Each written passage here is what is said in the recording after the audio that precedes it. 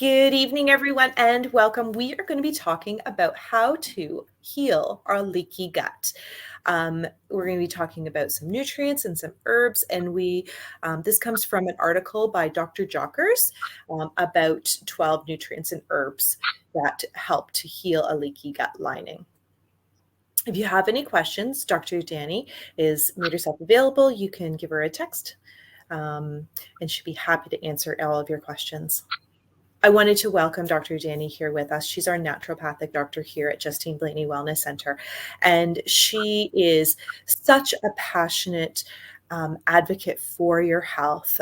She specializes in digestion, loves to talk about poop, chronic pain, stress, skin conditions, and she genuinely believes everyone has the ability to make healthy, long-lasting changes. Please help me welcome Dr. Udani.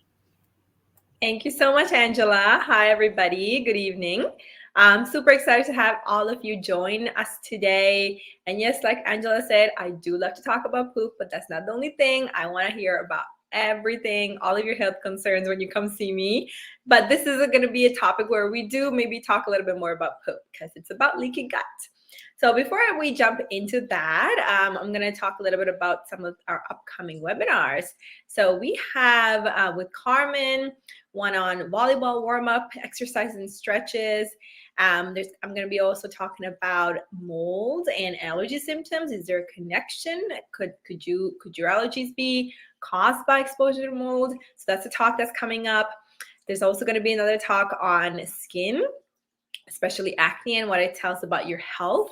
We're also going to have one with Dr. Justine on kickstarting our mornings for success. Lots of good motivation there. And about what is the text neck. And in this new information age, we're always in our phones. So lots of exciting stuff coming up. Okay, let's dive right into leaky gut. So leaky gut is actually something that's been more of a, more and more common these days. We hear a lot about leaky gut now. Maybe 10, 20 years ago, we didn't really know much about this condition. We didn't really know what it even meant.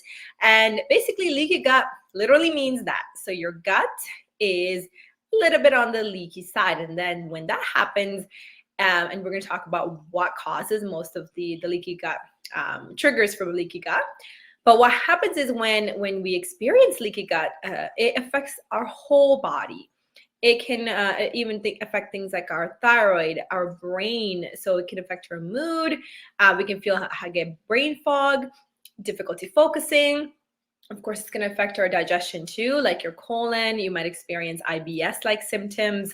You can get joint pain, lots of chronic pains, aches and tenderness, body pains can come from leaky gut too. Sinus problems can come from it. And of course, skin issues like rosacea, eczema, acne. All of these can be made worse if you have leaky gut. So what is this? So what is a leaky gut lining?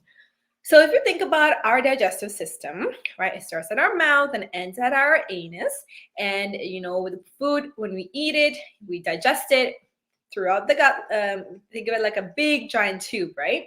So as food is traveling down, it's getting digested, the nutrients are getting absorbed, and the nutrients get absorbed through this lining, right? So this lining, think of it like a cheesecloth. So it allows your nutrients to come through into your bloodstream so that we feel energized and we have the nutrients to repair and, keep our bodies going. But it also keeps away the harmful bacteria, the harmful parasites, or foods that are particles that are too large that weren't completely digested. It keeps those away because we don't want all of that coming into our bloodstream and into our system, right? But what happens with a leaky gut is that this gut lining, this strainer or this cheesecloth, has more holes that allows these bigger particles to come through, and it causes a lot of inflammation in the digestive system. And over time, this is going to cause a lot of issues down the line in the rest of our bodies, like what I mentioned in the earlier slide. So what happens is, the more we let this kind of continue on, the worse the symptoms get, the worse we feel. So that's why it's really important to figure out these causes of the leaky gut and fix those things, because sometimes it could be different for different people. So this is why it's really important to speak to a naturopath, because you are unique, you're special, and you're an individual, and your life is different from someone else's life. So your what could be causing your health concerns can be different from somebody else's. So this is why it's important to talk to a professional. We love to give you this information, of course, as like a jump start. But if you want tailored information, it's really important to speak to your naturopath. So let's talk a little bit more about this healthy gut versus leaky gut. So I love using this analogy where if you think about our skin, our skin is pretty tough, right? But it can still get scratches, bruises, and bumps. So our skin layer is 7 cell layers thick, okay? So whereas our gut lining, that cheesecloth that, strains everything, is only 1 cell layer thick. So you can imagine, it can be very, very easily damaged if exposed to a lot of stressful stuff. And so I always like to compare, our skin is like cardboard compared to tissue paper, which is like our gut lining. So it's very, very delicate. And what can happen is, we have the healthy bacteria, healthy probiotics that support it. We have mucus that help digest the food and help lubricate and support the digestive process. And we also have the cells, individual cells. Think of it like these little bricks that form the gut lining, and they all work in harmony, work well together. But if there's stress, some kind of stressful event, or you've been experiencing, factors that can cause leaky gut, this can very, very easily get damaged. So what are some symptoms that are associated with leaky gut lining? So if you see here, there's so many different things that can be rooted back to leaky gut or having a leaky gut lining. So these things are things like digestive issues, so bloating, gas, constipation. Oftentimes, this is like the first symptoms that come up with leaky gut lining is that you just feel bloated all the time, or you feel like you get cramps and stomach cramps, you have gas all the time. Then you might experience food allergies or food sensitivities, intolerances. So you might be like, I used to be able to eat all that bread before. What's going on? How come I can't eat it like I used to? Or I was able to eat a whole steak with no problem before. What's going on now? Why do I feel so heavy? Or why do I feel so so bloated all the time? So these are symptoms, early on symptoms of a leaky gut lining.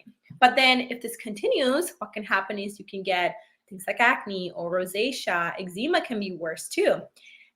You can, of course, have sleep issues. Insomnia can be caused by, in part, with a leaky gut lining because of all the inflammation.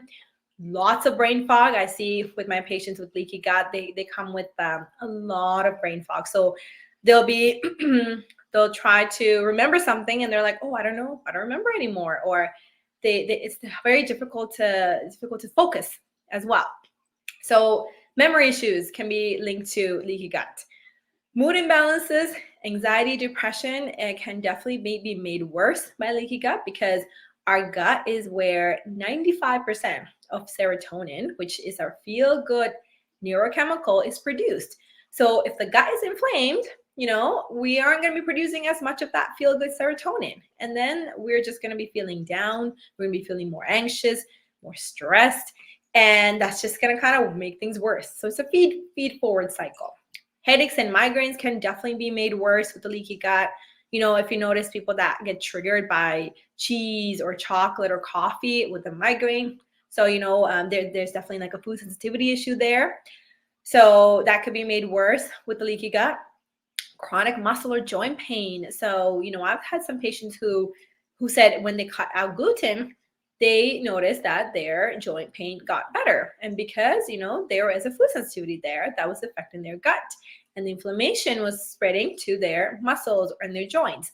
So that definitely can be associated with leaky gut lining too. Getting sick often, not really feeling you're 100% all the time. Your immune system's overburdened, it's overtaxed when you have a leaky gut lining and it just can't fight other infections like it used to do. Seasonal allergies, your asthma getting worse can definitely be related to leaky gut too. And we're going to talk a little bit down the line about this. And of course, hormonal imbalances, things like PCOS, PMS, endometriosis, a lot of the symptoms can be solved really and even reversed if we focus on the gut. Autoimmune diseases, things like celiac, Crohn's disease, rheumatoid arthritis. With leaky gut, there is a rise in autoimmune conditions because our immune system is, one of the big homes for the immune system is the gut lining and the digestive system. And of course, things like fibromyalgia is another, potentially autoimmune condition, chronic fatigue syndrome, histamine reactions. So there's a whole bunch of symptoms here that could be related to leaky gut lining. So, if you have any of these symptoms and you're wondering what's the root cause of it and how can I really stop these symptoms or improve them, then I would highly recommend looking into to see if you have leaky gut and speaking to a healthcare professional to come up with a plan to see how can we kind of heal this so that way all of these symptoms can get better.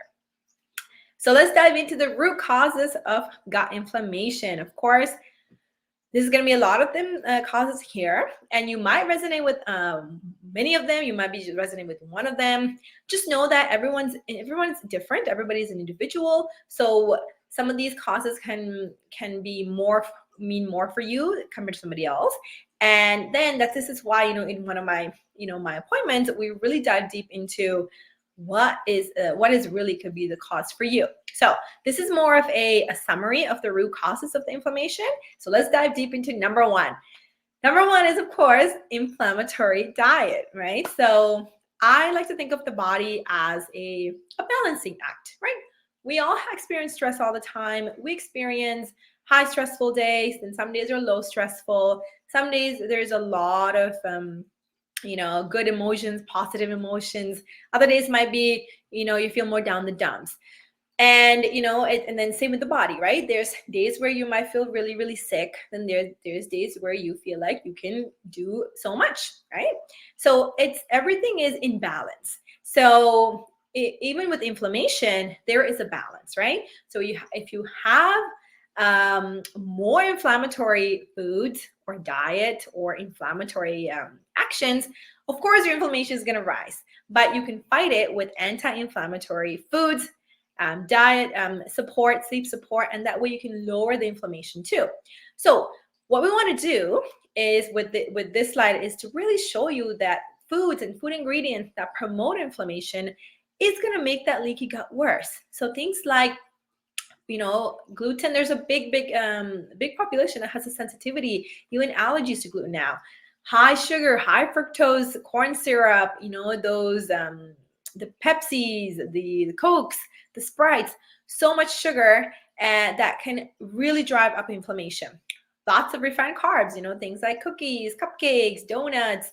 Those they might make you feel good in the short term, right? Because you're having it, but then long term, you're gonna feel like bad, like your body's gonna feel weak and lethargic. So that this is not really good for your body. When your body's giving you those signals, I highly recommend listen to those signs, because that means your inflammation is rising and it's too high. Of course, even things like conventionally raised meat and dairy, farm-raised fish and seafood, they just don't contain as much of the nutrients as compared to a wild caught or grass-fed beef, things like that. The quality of the food matters too. And of course, we know not everybody, we can't do this 100% of the time, and that's okay. Nobody is perfect. The best is we try to improve things one thing at a time, one habit at a time. You switch out, instead of having a cupcake every day after work, you switch it out to having fruits or nuts. Okay, and then instead of using canola oil or vegetable oil, you use olive oil, avocado oil, grapeseed oil. Instead of having processed conventional meat, you have, turkey breast or chicken breast or something like that. So these small habits, once you do it for a long time, can make a huge difference. Okay, number two is food sensitivity. So What's the difference between a food sensitivity and a food allergy? So food allergies are much more immediate. So if, for example, if you have a peanut allergy or a shellfish allergy, if you eat it, immediately you might get the hives. You might feel like difficulty breathing and all of those signs, right? So, and these allergies tend to come up immediately after, since childhood. Whereas food sensitivities can develop at any age and can be more, the reaction actually takes a while. So it could be things like bloating, joint pain, IBS. You can get eczema, like flare-ups of eczema, psoriasis. But the sensitivity takes a little longer, and you need to do more if it might be a food sensitivity testing, or to like do a more thorough look into your diet, versus an allergy is much more sudden, and you can get it really starting when you're little. And number 3 is poor vagal tone. So what does this mean? So the vagal tone is related to the vagus nerve, which is believe it is one of the longest nerves in the body, and it is our primary relaxing parasympathetic nerve. Okay, so that helps us relax, helps us feel calm, peaceful. It also regulates your heart rate, your blood pressure, and it's very important for digestion and for good bowel movements. It also can affect your blood sugar, and even your speech and swallowing abilities can be affected by the vagal nerve. So if you have, for example, a very, very, very stressful week or a month or even 6 months, your vagus nerve is going to be vagal tone. So we call it the activity of this nerve. Vagal tone is going to be poor. And if you didn't take time to kind of, carve out some time for yourself in this time, your body's going to be always primed for that stressful fight or flight state. Whereas if you had some time, carved out some time for relaxation, peace of mind, things like that, your vagal tone becomes a little bit better. And that means that you're able to be more at peace. You can rest and digest better. You're handling conflict better, situations better. So when you have a poor vagal tone, that means your digestion suffers, okay? Because you need that vagus nerve activity to be nice and regular and normal for you to have normal bowel movements. And if you don't have normal bowel movements, that the inflammation gets kind of stuck in the body. You're not able to detox as quickly as a healthier person. So then it leads to leaky gut in the end. So vagus nerve, vagal tone can be one of the other root causes. And we look into like stress for this. We look into, is there something else that could be causing the vagal tone to be super low or too high? So that's another thing that, when you do a more thorough intake, you can really figure out and pinpoint what could be going on for you. Number 4 is chronic stress, poor sleep, and sedentary lifestyle. So not being as active. And I really hope with this nice weather that everybody is, more active, just spending time outside, even if it's just a 20, 30-minute walk, after you have a meal. That can be so amazing, especially, when you've been typing away at your desk for hours at a time. I highly recommend, when you are doing something like that, get up, go climb the stairs to get yourself a cup of coffee, go for a quick walk in between, and don't sit on your desk for any more than really like hour to 2 hours at a time, because that sedentary lifestyle really affects the inflammation. And same with poor sleep. So if you are stressed, or if you are just like a night owl, your sleep quality is going to be going down, and you need sleep for so many different repairing mechanisms in the body. Adequate sleep really helps to repair your skin, your digestion, your, just really all overall health. So if you're chronically stressed, if your sleep is poor, or you're not moving as much as you should be, then of course it's going to drive up that inflammation. Cause number 5 is low stomach acid. So I know a lot of people might be like wondering how can low stomach acid be a problem? Because, a lot of people have heartburn or acid reflux, but actually some of these heartburn and acid reflux symptoms can actually be a result of low stomach acid instead of high stomach acid. And we do need enough stomach acid to help with digestion. Stomach acid is the first, almost like the first gateway for our food to be digested in the stomach. And when we are lacking in stomach acid, you can get things like bloating, lots of burping, lots of gas, indigestion, diarrhea, constipation, chronic fatigue. And because if you don't have enough stomach acid, you don't absorb certain nutrients that well, things like iron, things like B12. So you might actually even be iron deficient, and that can result in, fatigue, anemia, hair loss, skin issues, and things like that too. So it's really important to figure out if low stomach acid could be causing the leaky gut. And these are some of the symptoms that can help you figure that out as well. Root cause number 6 is poor digestive juice production. So we need that gallbladder. We need a proper pancreatic function in order to break down the food. Because if we don't break down the food, same as stomach acid as well, we need all of these digestive juices to break down the food particles small enough so that way it can be absorbed. And also, of course, one of the things with stomach acid and bile is that both of them can be antimicrobial. So they can kill off bad microbes that can be harmful. So if you have a poor gallbladder, things like if you have gallstones or it's sluggish gallbladder, we call it, there's a lot of sludge in the gallbladder, then that becomes a problem down the stream, because now, you're not able to digest food as much as well as, as you should be. And, there is a detox problem with not enough bile. And, with patients that have taken their gallbladder out because of gallstones, now the liver has extra stress to produce more bile, and that you need for eating and digesting lots of fats. So if you feel very, very, very heavy after eating a fatty meal, think steak or pizza on one of those off days, and you feel really heavy, then that could indicate that you have trouble with digesting fats. And so there could be a problem with digestive juice production, even with the pancreas as well.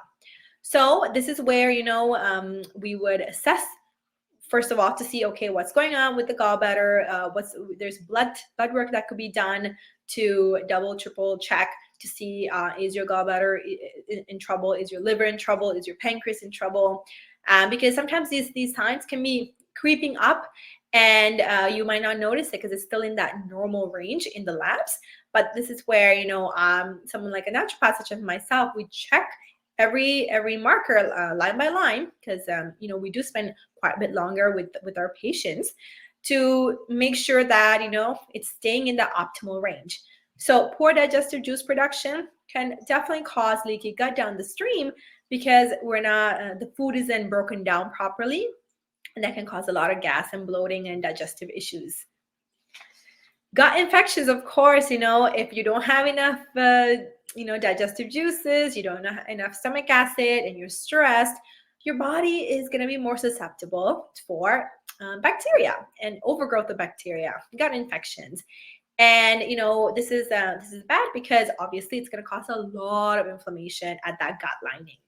And I also ask my patients, whenever you've gone traveling and you come back, or if you caught a bug there, you had diarrhea or constipation there, that sometimes it doesn't just go away on its own, and you need to kind of give a protocol to clear it out, because especially if you have a very, very, very stressful life, because your immune system is not necessarily in like a tip-top shape to keep fighting it off. So if you notice that you traveled somewhere, you came back home and you're still bloated, there's still you don't feel like yourself anymore, but everything's coming up normal, there could still be a residual infection, low-grade infection that your body's trying to fight. And we would support that with boosting the immune system and helping getting rid of these harmful microbes that might be there. And there's testing that we could do, things like stool testing, to make sure we figure out exactly what could be going on. And speaking of that, we go into root cause number 8, which is SIBO. So small intestinal bacterial overgrowth. So when, all of these root causes can actually, kind of pile on top of each other and can lead into the other one. So, small intestinal bacterial overgrowth is when the bacteria, there's an overgrowth of bacteria in the small intestine. Small intestine is where most of the food is digested and absorbed. So we don't really want any bacteria there because the bacteria is just going to eat that food, and the bacteria is going to start producing its own gas. And it's like, prime real estate for that bacteria to go and stay in the small intestine. 1, 2, 3. Okay, so root cause number 9 is medications. So these are 5 medications that can cause gut inflammation, can make it worse. And these include some of the things that you might be taking, every day or regularly. Things like NSAIDs. So this is like your Tylenol, your Advil, your ibuprofen. They can really affect your stomach acid and can cause some ulcers, and and long-term use can be very, very detrimental for you. Same thing with antibiotics. They're good for short-term use, but a lot of times there is a big misuse of antibiotics, and if you don't use probiotics alongside it, they can really, really affect our good gut bacteria. Birth control can affect excess estrogen in the birth control can slow down and affect our gallbladder, so and liver too, the processing ability of the liver. So if you're on birth control and you experience leaky gut symptoms, this might be a conversation to be had with your naturopath. And of course, things like acid blocking medications, right? Over time, using of acid blockers really shut down your stomach acid levels, and then your body needs an extra push to really boost your stomach acid downstream. Even things like steroids. So if you're using steroids, let's say if you have an autoimmune condition and you're on immunosuppressant drugs, that's gonna suppress your immune system as well. So you might be more prone to infections in the gut. And this is a slide about importance of the gut mucosa. So like I talked before, your gut lining is 1 cell layer thick, and then right below it is really the bloodstream where the nutrients go in. And so that cell layer is could be so vulnerable for damage, and for the little links in between the cells to be broken it can be done very, very quickly and easily. So this is why making sure that the barrier is strong and healed is important. So speaking of that, let's talk about the 12 top nutrients to heal the gut lining. So these are some of the amazing nutrients that you can add into your daily diet and lifestyle to help with healing the gut lining. And I want to make a quick little caveat here is that, you really, before you start any of these nutrients, it's very important to speak to your healthcare provider or to your naturopath, because, you might not need all of these, first of all. So you might not need to spend, a lot of money to get all of these products. And also you need to know exactly the amount, the timing, how long to take things. So, there's, you want a guided approach.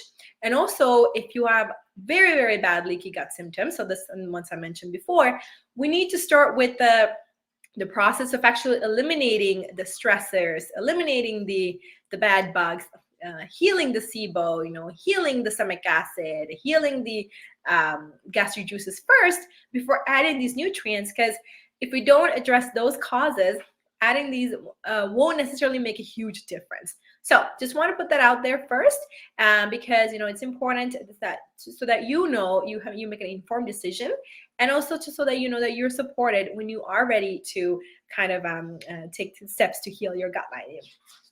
Okay, number 1 is zinc. So zinc is a mineral that our bodies cannot produce on its own. So we do have to take it from outside, so from the food sources, from the fruits and the veggies, the meats and things like that. So zinc deficiency can happen because of course, poor stomach acid, leaky gut, poor diet, chronic stress can deplete zinc, high toxin exposure, like heavy metal exposure can, of course, affect your zinc levels too. And so it's important to first know that do you have a zinc deficiency? Because taking too much zinc can lead to a copper deficiency, okay? So this is why it's important to test first, don't guess, and also to see if you really do need zinc. So some zinc deficiency symptoms I look out for is, poor wound healing. So if your wounds take a long time to heal, or you catch colds very, very quickly, or if your nails feel like there's changes, and sometimes like those can alone be enough, but of course we can definitely test first to assess to see if you do need zinc in your body. And then number 2 is quercetin. So this is an amazing antioxidant. It is found in a lot of vegetables, things like onions, chicory, apples, lots of different leafy greens and things like that can also contain quercetin. And it is amazing for healing the gut lining because it has an ability to calm down the inflammation that's at the gut lining itself. And it's also great for allergies, for histamine responses. It calms down the immune system. And it can also help with zinc levels too. So as I said before, you want to make sure that, and for the most part, quercetin does not have any side effects. So you can add this into your supplement protocol, but don't guess, ask first to see if it's needed for you. And L-glutamine, this is something that is very, very popular, very common to use for healing the gut lining. So key is healing the lining. So this is after we've eradicated if there was any, overgrowth of bacteria or food sensitivities. Now the stage is to heal the lining. So L-glutamine is an amino acid that is found in the gut lining and all through the body, but it helps with healing and patching those lining junctions, so in the cells, and it can help with regulating your bowel movement, helps with liver support, just really reduces gut inflammation. So this can come in capsules or powders. I usually say to have it on an empty stomach in a powder form. It's just that you absorb it a little bit better. And it's a great amino acid to use for healing the lining. The number 4 is aloe vera. So this is something that my mom actually loves to use. Like she makes a aloe vera, like a juice, aloe vera smoothie, whenever she feels like she's constipated. So using aloe vera can be so good for helping with constipation, just because of the mucin, the slimy texture of the aloe vera. It can actually even bring in moisture into the body. It's great for, it has some antibacterial properties too. And it also can help with regulating your blood sugar levels. So aloe vera comes in capsules and the gel form. I always say go for the liquid, the gel form, or the fresh is always best too. Go for the fresh one. And I want to make a little bit of a side note is that some people can have a sensitivity to aloe vera, myself included. So just so you know, just because it's natural does not necessarily mean that, it might be really, really healthy for you. So just always, as I said, test before you guess. That way, it's safe for you. For the most part, though, aloe vera is very, very, very anti-inflammatory, very good for your body, and it's very healing. Number 5 is slippery elm. So slippery elm bark is a traditionally used herbal powder that can really help soothe the lining of the gut. So this is very good. Let's say you're experiencing ulcers or gastric ulcers, or any kind of burning pains, or just like really inflamed gut lining. This can be very healing and very soothing to take it in a powder form. It can also actually help with congestion, with sinus infections and things like that too. Number 6 is MSM. So MSM is another powder that can be used actually not just for gut lining, but also for your joints as well. Now, as I said before, this can come in capsules, can come in powder form. And it can be very, very good for joint pain as well. So MSM, slippery elm, aloe vera, they all work to kind of heal the lining by increasing the mucus, the healing with the addition of those, supporting those, the junctions in between the cells. Excuse me. And number 7 is N-acetyl D-glucosamine, which is also another great addition to have for healing the gut lining. It can help with patching up those cell lines as well. Number 8 is marshmallow root. So marshmallow root, very, very, very healing, very soothing for the gut, has supports the mucous membranes, and it improves the gut lining, the integrity of the lining. It can help with the skin, kidney support, urinary support. And this is because that's the reason is because the marshmallow root has a very nice mucinous texture, so very soothing, very cooling, and has a lot of good food for our colon cells and the body as well. So marshmallow root, once again, would probably come in a powder form or capsule form, and you can add this into your oatmeal. You can add this to like you just drink it with water. That can help with kind of soothing and healing the gut lining as well. Number 9, once again, it's mucin. So mucin is what we just talked about in those, is contained in those herbs that we talked about, like slippery elm, marshmallow root, even aloe vera. So mucin is a protein that is, when it's high in the gut lining, it can really help heal the lining. So natural extract of mucin can be, if you heard of the vegetable okra or ladyfingers, that has very high mucus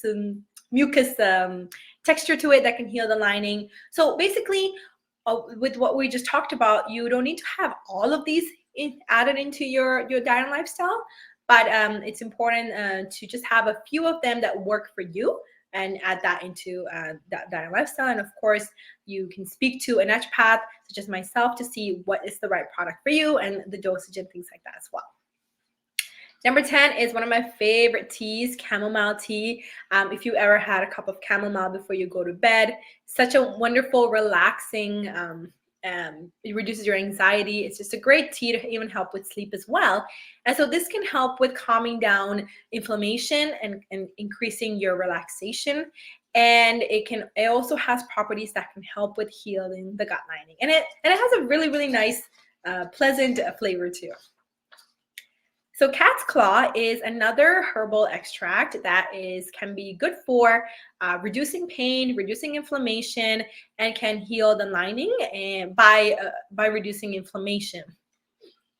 Number 12 is citrus pectin. So pectin, so this is the, if you look at an orange, it's the not the skin, but that whitish layer that kind of surrounds the orange when you peel it.